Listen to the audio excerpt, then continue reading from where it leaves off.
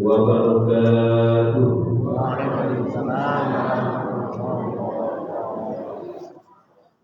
Alhamdulillah. Alhamdulillah Rabbil Alamin. Wassalatu wassalamu ala asrafil anbiya wal mursalin wa ala alihi wa sahbihi ajma'in. Asyhadu an la ilaha illallah wahdahu la syarika lahu wa asyhadu anna Muhammadan abduhu wa rasuluhu la nabiyya ba'dahu. Allahumma salli wa sallim wa barik ala sayyidina wa maulana Muhammadin wa ala alihi wa sahbihi ajma'in. Faqad qala Allah ta'ala fi kitabihil karim. A'udzu billahi minasy syaithanir rajim. Bismillahir rahmanir rahim. Alladzina yunfiquna fi sarra'i wad dharra'i wal kadhibina al-ghayz wal 'afina 'anil nas wallahu yuhibbul muhsinin.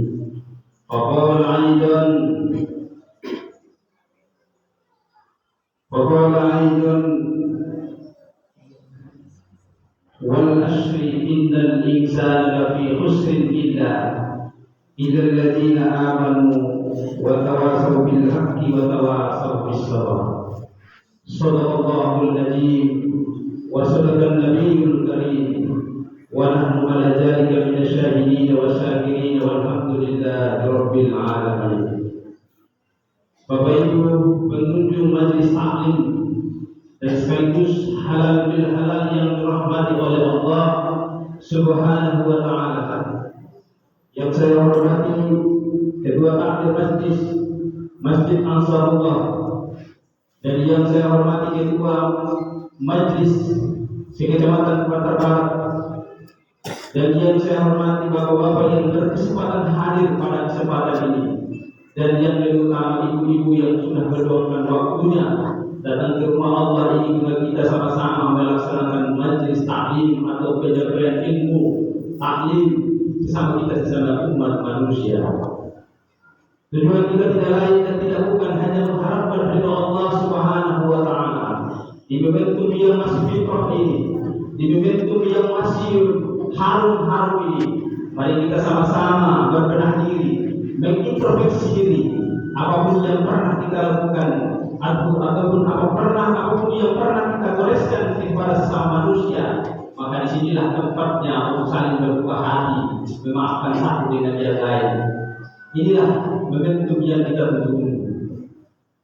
Dan salawat dan salam semoga kita telah limpahkan kepada baginda kita Nabi Allah Muhammad sallallahu alaihi wasallam beserta para sahabatnya, para keluarganya, para tabi'in, tabi'ut tabi sebagai pengikutnya kita juga. Mudah-mudahan di akhir zaman kelak akan mendapatkan syafaat dari Rasulullah sallallahu alaihi wasallam. Bapak Ibu yang dirahmati oleh Allah Subhanahu wa taala. Ini tadi disinggung oleh ketua takmir Masjid Ansarullah. Ini bapak-bapak ini jarang sekali. Nah, kesempatan seperti ini ibu-ibu juga harus punya tanggung jawab murid terhadap sang pemimpin dalam rumah tangga. Bila perlu ancam bagaimana? Wah, saya cantik datang ke masjid, tapi dilihat suami orang. Kira-kira saya cantik ini suami saya sendiri yang lihat. Ini tidak ada. Saya keluar ke rumah, ada orang yang tetangga lihat dan sekali datang ke masjid yang lihat paling jamaah yang hadir. Sedangkan suaminya sendiri lihat di rumah. Ruginya luar biasa. Uang yang dia beli keluarkan untuk beli mukena, beli segala macam yang dibutuhkan oleh istrinya, ternyata ketika dimanfaatkan oleh istrinya, yang dilihat kalau ibu sudah introspeksi diri, mengajak suaminya itu cepat. Karena cara ibu menggoda suami sendiri itu cepat sekali.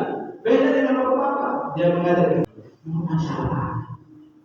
Kalau itu ibu, tapi kalau bapak yang mengajak, mana yang memasak. Jadi kalau kami sejual dari ilmu kita agama usaha kami jadi kami bisa terjadi.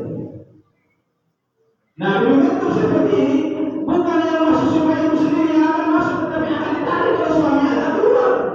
Ketika ditanyakan, hai pulang di pulang, kenapa anda masuk surga? Suaminya menunggu di sana aja. Suami boleh keluar. Ketika berangkat ke majelis taklim, tidak ada suaminya sendiri, padahal suaminya sedang ada dalam kesesatan. Tidak mau mendengar dengan suaminya berangkat ke masjid, menunaikan sholat di bawah waktu, kelihatan bahagianya, aurah cahaya dalam rumah tangga yang luar biasa. Seperti hari ini aurah buka ibu yang saya lihat hari ini, masya Allah luar biasa. Bukan saya tulis. Kenapa? Ketika dalam majlis ilmu, malaikat turun ilmiah, memberikan cahaya kepada orang-orang yang ada dalam majlis. Dia datang hanya duduk mendengar, tidak apa. Dia datang hanya duduk saling potret motor, tidak apa. Yang penting dia mendengarkan satu ocehan dari seorang ustaz ataupun seorang ibu yang lain. Dia pulang, dia implementasikan, dia lakukan dalam kehidupannya. Maka amalan jariah mengalir. Dia akan mengalir kepada orang yang menyampaikan. Jadi bentuk yang sangat berharga. Kita mencoba ibu ketua Israel sudah menyampaikan apik-apik dari tentang masalah seorang ibu. Jika anaknya baik, berarti yang dididikan dalam rumah ini baik. Tetapi kalau dulu anaknya tidak baik, berarti tanggung jawab orang tua belum selesai. Bukan. Jadi jangan kita dalam majelis ini seperti ini. Baru kali ini saya diamanahkan untuk membawa materi, karena saya tahu kalau ini majelis ini, ketika di satu minggu disampaikan perusahaan bahwa satu minggu satu hari, dikali 1 bulan, dikali 1 tahun, setiap tahun begitu terus. Orang-orang yang mengikuti terus, orang yang sudah berada di samping juga, terus terus. Amalan kejadian terus mengalir. Idza mata mu'adam inqata amaluhu min salasatin. Apabila anak-anak Adam meninggal dunia, seluruh amal perbuatannya terputus. Kecuali yang tiga. Saudara berbicara dan ilmu yang bermanfaat dan hati yang soleh. Dan sekarang kita kejar ini apa ini? Yang kita sekarang kita siapkan pundi-pundi amal untuk menghadapi hari esok. Umur kita tidak panjang. Walikuli umatin ajal fa'idaja ajalhum la yasta'khiruna sa'atan wa la yastaqdimun. Setiap kaum ada batasannya. Apabila ada tiba tidak bisa dimaju, tidak bisa dimundur. Ketika waktunya sudah pasang, selesai. Oh, tidak bisa bayangkan tadi saya masih di rumah di jalan. Ketika waktu itu berdekat, bismillah, Allah. Suatu ketika Nabi Sulaiman alaihissalam, ia berdoa dan menyampaikan nasihat bagi sahabat-sahabatnya. Disampaikan kepada sahabat-sahabatnya, kaumnya. Tiba-tiba malaikat datang, malaikat pencabut nyawa datang. Jadi pencabut nyawa sahabat dari Nabi Sulaiman. Begitu di dalam rezeki ini dia perhatikan.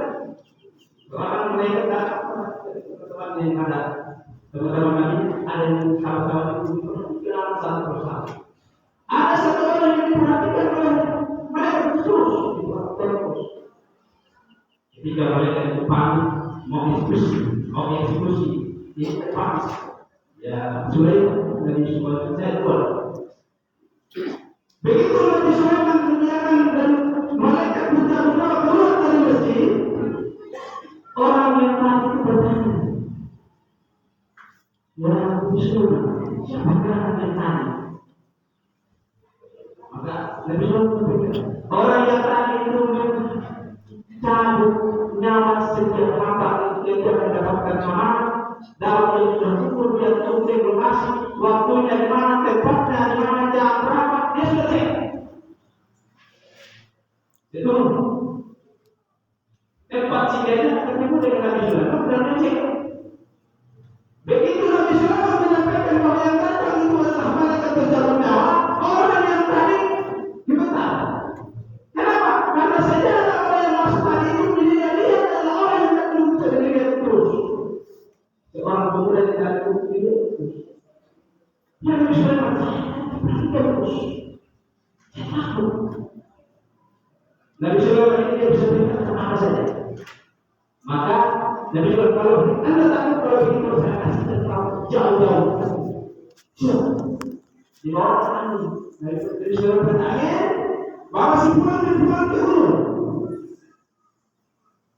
Dia ikut di bawah sampai di gunung, dia rasa angin begitu dingin sampai dia rasa panas begitu di depan. Malaikat ada di sini. Malaikat pencabut nyawa ada di tempat yang sudah disiapkan. Berada di sini. Langsung kenapa? Begitu malaikat datang untuk mensurvei tempat lokasi Nabi Sulaiman duduk, dia pemuda yang tadi. Maka dia tahu yang tadi itu lokasinya sudah ditentukan oleh Allah. Maka dia segera semua orang sampai dia buat sampai sana. Begitu dia lihat karena memang waktunya sudah ditakdirkan di tempat yang itu, maka malaikat dari awal menunggu datangnya mau menjemput. Coba bermimpi kepada Allah Subhanahu. Apalagi lainnya kita tidak bisa bicara. Kita juga lah, kita hadapan tetangga, karena belakang yang lupa, tetangga sampai yang lupa, depan apa? Di saat seperti ini, ketika orang yang seperti ini meninggal dunia, dia kalau sudah meninggal, maka orang yang seperti ini ada pada Allah. Kenapa? Dia tidak berbaik, tidak berbaik dengan tetangga, dengan saudaranya. Lalu apa lagi? Kita tinggal dunia ini dan tetangga. Kalau tubuh masuk di dalam yang sudah ditepis dengan tangan, caci memaki kita dan lain sebagainya, kalau kita mengeluh dengan kita dan mampu. Kesempatan sih. Jadi kesempatan yang ada ini, pemimpin dalam rumah ini tidak ada. Jangan biarkan dia dalam kesalahannya. Anak kita kita ada, jangan biarkan terlena dengan model zaman sekarang yang seperti ini. Kita jangan biarkan. Kenapa? Inilah sikap makanya menghambat kita ke dalam surga Allah Subhanahu wa Ta'ala. Bagaimana kita mengajak kepada kebenaran? Dia mengajak kepada kesesatan. Tidak harus bertolak belakang. Dengan demikian, maka dibentuk yang seperti ini. Jika korupsi yang pertama dalam diri kita mulai kita mengurusi diri kita, baru kita lihat suami kita ataupun istri kita. Setelah kita lihat selesai, kita lihat anak kita. Di dalam rumah sudah oke, maka kita tidak saling mengajak saudara kita tetangga. Ini adalah semangat, sudah ada tempat lain. Kalau bagaimana kita belum tidak baru kita sudah kembali berarti zaman Nabi Adam sampai sekarang ada yang kembali di dunia melakukan uang badan untuk minta kepada. Tapi itu tidak terpakai. Kita alam yang lain pun baik. Tetapi kalau seandainya kita sudah mendapat sisaan, maka alam berikutnya mendapat sisaan. Tidak. Apakah sedekah dari dia yang lain, atau anak dari yang doakan, atau ilmu yang bermanfaat, yang terbaik. Maka sekali lagi saya katakan bahwa ketika mau seperti ini, ajarkan anak-anak kita untuk membaca Al-Quran, ajarkan mereka untuk mendoakan mereka. Kita orang tua mendoakan anak-anak, mendoakan kita kembali. Apa yang kita ingin berpikir hanya esok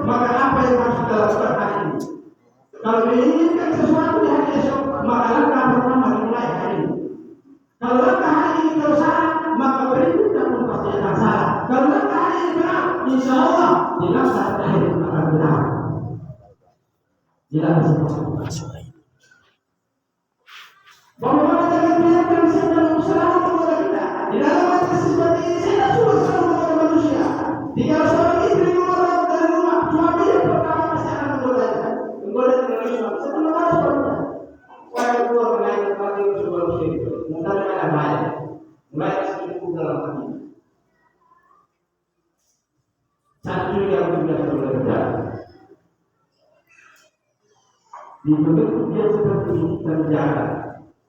Jangan biarkan sesuatu banyak amalan-amalan jariah, amalan-amalan ibadah yang tidak dihadap Allah. Ada satu kejahatan yang pernah dilakukan dan amalan tidak besar. Yang pertama, yang tidak anak dengan ibu ataupun anak dengan orang tua berada dalam saling bermusuhan, maka amalan seorang ibu dan anaknya tidak akan diterima selagi mereka belum saling memaafkan. Amalan proses selama 1 bulan ini mereka lakukan belum bisa diterima oleh Allah karena masih ada saudara yang saling memaafkan. Dengan hal-hal hikmah yang pertama, satu, saling membangun silaturahmi sesama manusia, sesama saudara. Dan saudara, dengan demikian ketika kita membangun silaturahmi, yang pertama contohnya yang jauh ditetapkan oleh Allah Subhanahu Wa Taala. Bagi yang masih muda menjalin silaturahmi dengan saudara-saudaranya, maka itu ditetapkan oleh Allah Subhanahu Wa Taala. Bagi yang miskin kurang ini, akan ditetapkan oleh Allah Subhanahu Wa Taala ketika dia menjalin silaturahmi. Bagi yang umurnya masih sudah tua, akan diperpanjangkan umurnya oleh Allah Subhanahu Wa Taala ketika dia menjalin silaturahmi dengan saudara-saudaranya. Itu yang pertama. Lalu yang kedua, Allah gembira, Allah ridho orang yang sedang tidak berbaik itu ketika bertemu masalah memaafkan. Allah ridho semua orang itu. Maka amalan itu diterima oleh Allah. Kalau Allah sudah ridho, apapun yang di luar tidak akan bisa berbuat apa-apa. Kita yang mencari ridho Allah. Kita kalau ingin surga, kalau belum tentu ridho Allah, tidak mungkin sama. Amalan kejahatan yang dilakukan sudah pasti dicatat oleh mereka pencatat amal. Tetapi amalan kebaikan belum tentu diterima oleh Allah karena masih ada persoalan dalam diri kita. Tapi amalan kejahatan sudah dicatat. Karena mereka pencatat amal, kiri dan kanan sudah dicatat. Tapi kalau amalan kebaikan yang kita lakukan yang sudah ibadah sudah dicatat demikian. Tapi kita mau yakin 100% bahwa itu masih diterima oleh Allah Subhanahu Wa Taala. Karena ada persoalan-persoalan yang bisa mengikat kita sejauh diterima oleh Allah. Yang ketiga, dengannya hal kita paham kekuatan dalam hubungan dalam satu pihak. Umat Islam sudah percaya.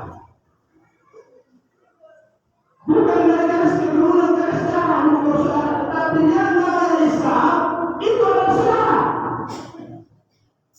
Yang namanya Islam itu adalah saudara. Kita bangun buat Islamnya. Saudara tidak ada saudara. Dengan bangun buat Islamnya yang kita bangun bersama ini, maka kita menjadi negara yang menjadi negara yang paling. Pada tujuan baru waktu karena tidak ada kebencian dalam satu kalau dipimpin sudah memberikan dalam wilayah itu sudah menjalankan syariat agama, dalam kondisi sudah semua sudah menjalankan semua, maka Allah akan hanya Allah Subhanahu menurunkan cahaya, menurunkan sinar kepada kita.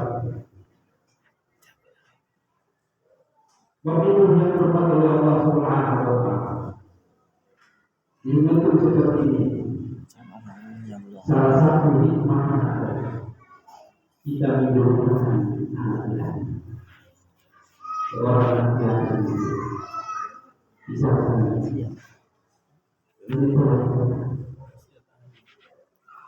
dia berbahagia memberikan bahagia.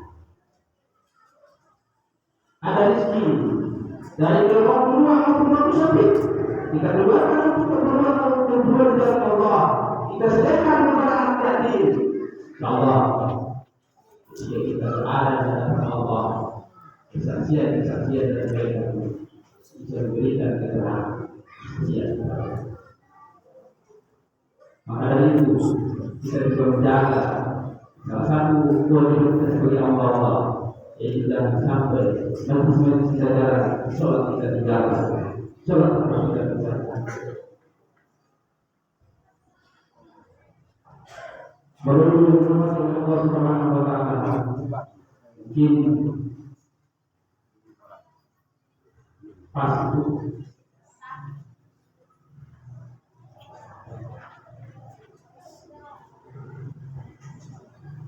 ya terakhir dengan hal ini kita dipermudahkan. Salah satunya dipermudahkan dalam urusan kita ini. Jadi dipermudahkan kenapa? Banyak saudara, banyak yang mempermudahkan kita dalam persoalan. Kalau seandainya kita tidak berbaik dengan tetangga kita, saudara kita, jadi tidak ada persoalan yang kita hadapi, tidak akan bisa dibantu oleh saudara kita. Maka kalau dengan hal yang tadinya tidak baik, kita berpikir sejenak, apa yang membuat kami tidak baik? Kita lepaskan ia dulu, kita saling memaafkan. Berat memang kita bisa selesai dengan menjalani.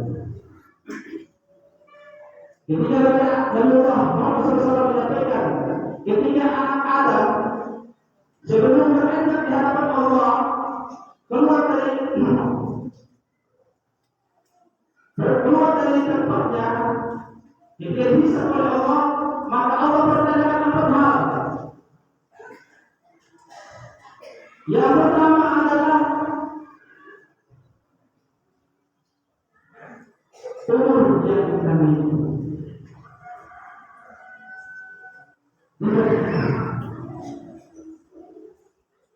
Dalam umur yang berwaktu sekian sampai sekian, kamu berkenan untuk kebaikan atau untuk keburukan. Akan dipertanyakan. Lalu yang kedua, ketika sudah umur sudah dipertanyakan lagi adalah masa mudanya. Setelah selesai dari masa muda dipertanyakan ilmunya. Sebenarnya kepada Allah Subhanahu wa Ta'ala ilmunya. Dan yang terakhir yang dipertanyakan adalah haknya.